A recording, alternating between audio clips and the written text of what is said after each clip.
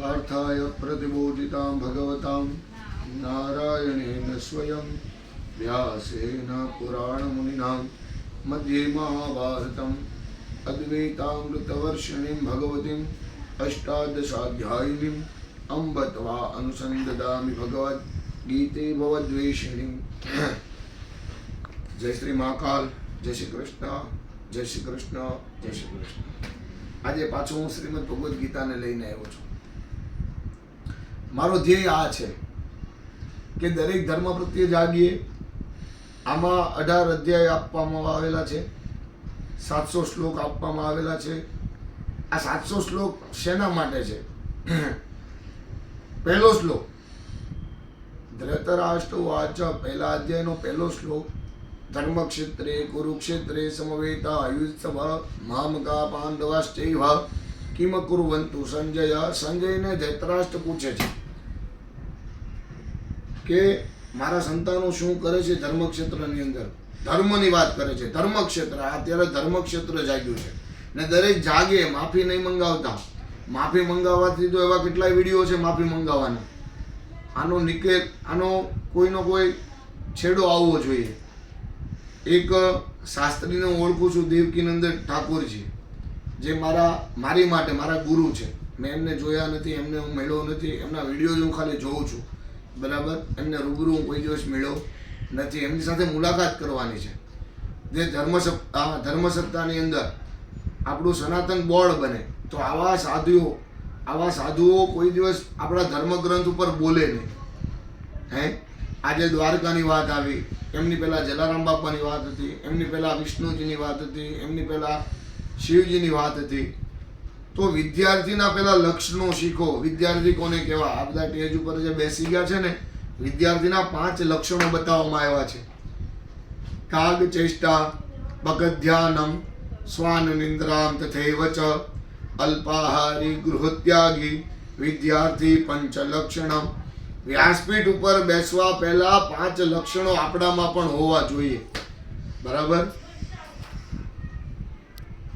વિચાર તો કરો સાહેબ, ક્યાં સુધી એમની મતિ, એમના ધર્મને આગળ વધારવા માટે। જો આજે બોલે છે એમની માટે નથી કહેતો, એ બોલેને જે સાંભળે છે એમના માટે કહું છું, તમે જાગો।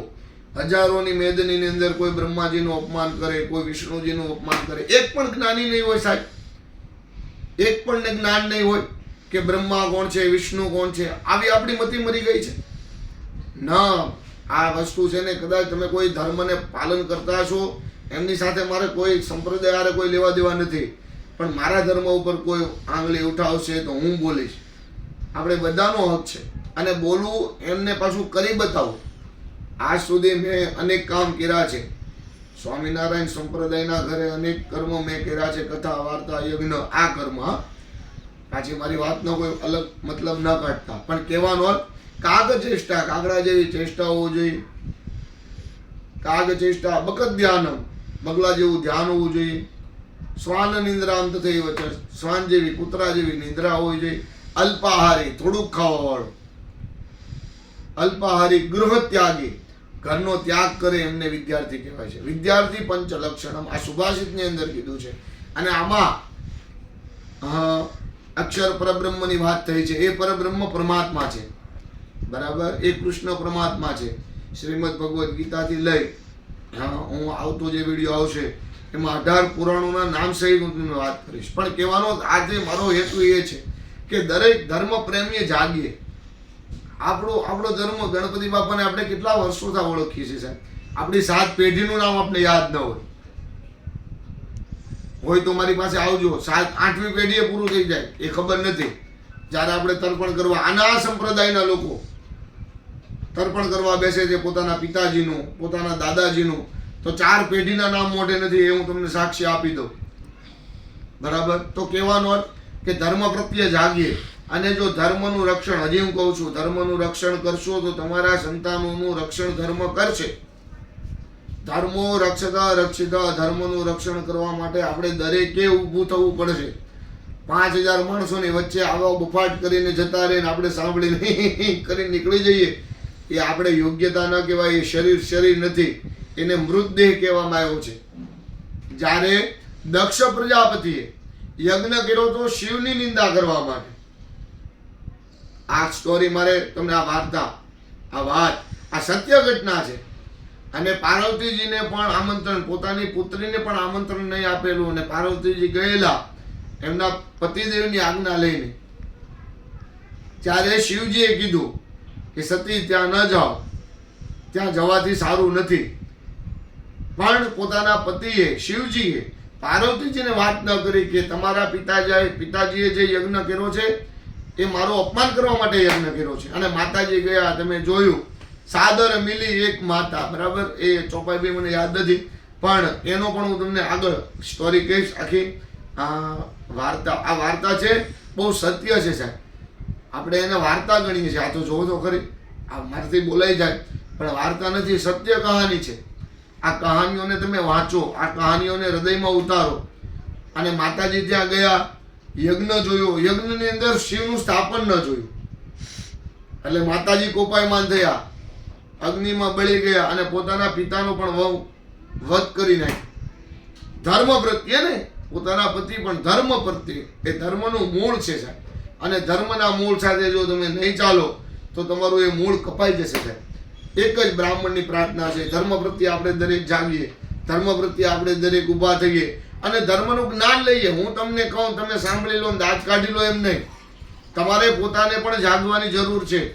કદાચ તમે મારી પાસે જ્યોતિષનો કોઈ પ્રશ્ન લઈને આવો, હું તમને વાત કરું, બ્રાહ્મણ છું તો જ્યોતિષ મારું ભણતર છે, મારું ગણતર છે, પણ એમાંથી તમારું કંઈ સારું થવું, હું તમને એમ કહું, કોઈ પણ ગ્રહ પહેરો, યા તમે સત્યનારાયણની કથા કરાવો, યા નવચંડી કરાવો, તો શા માટે કરવો પડે, એનાથી શું થાય, આવા બધા પ્રશ્નો હોવા જોઈએ. ક્યાં શાસ્ત્રમાં લખેલું છે?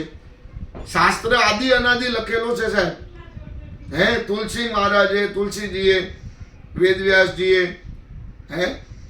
સુંદરકાંડની અંદર તમે વાંચો ને તો સુંદરકાંડની અંદર બહુ મસ્ત એક નાની એવી ચોપાઈ છે હનુમાનજીની. જામવંત કે બચન સુહાય, સુની હનુમંતર ધૈર્ય અતિવાય, તબ લગી મોહી પર કેવું તુમ ભાઈ, સહી દુઃખ કંદ મૂલ ફલ ખાઈ. આની અંદર એમ કહેવામાં આવ્યું છે, જામવંતજી ભગવાન હનુમાનજીને શક્તિ યાદ કરાવે છે. તો હું તમને વાત કરવા માંગુ છું, હું તમને શક્તિ યાદ કરાવવા નથી માંગતો, પણ ધર્મ પ્રત્યે જાગૃત થઈએ. જો સુંદરકાંડ વાંચો, 7 કાંડ રામાયણની અંદર, એમનું તમે પઠન કરો, એમનું વાંચન કરો, તમારા ઘરમાં દુઃખ ના આવે સાહેબ. આજે આ દુઃખી કોણ નથી? બધા દુઃખી છે, પણ એ દુઃખમાંથી બહાર નીકળવા માટે આપણે મંદિરે જઈએ ને, તો મંદિરમાંથી ભગવાન કોઈ ને કોઈ શક્તિ આપણે કામ લાગે છે. તો આપણે દરેક જાગૃત થઈએ એ પ્રાર્થના સાથે. દરેક વિદ્યાર્થી બનો, પહેલા વિદ્યાર્થી બનતા શીખો, વિદ્યાર્થી શું કહેવાય એ જુઓ, પછી ધર્મ પ્રત્યે તમે વાત કરો સાહેબ. ધર્મ શું છે?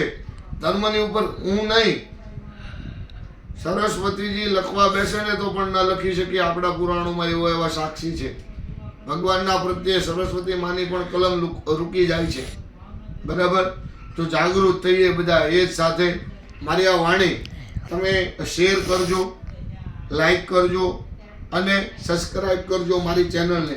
રોજે ધર્મરૂપી કાંઈ ને કાંઈ તમને જ્ઞાન આપવામાં આવશે, બરાબર ને. જેમને પણ આવું લાગતું હોય કે સત્ય છે, તો ગીતાજી હું ફ્રી ઓફ બધાને શ્રીમદ ભગવદ્ ગીતા આપું છું, બરાબર. આજથી એક પણ એ નિયમ કે આજથી હું રોજે જે પણ મને મળશે એને હું શ્રીમદ ભગવદ્ ગીતા અર્પણ કરીશ અને એમને જ્ઞાન આપીશ કે તમે પણ ગીતાજીનું પઠન કરી અને સારું જ્ઞાન પ્રાપ્ત કરો. જય શ્રી મહાકાલ, જય શ્રી કૃષ્ણ.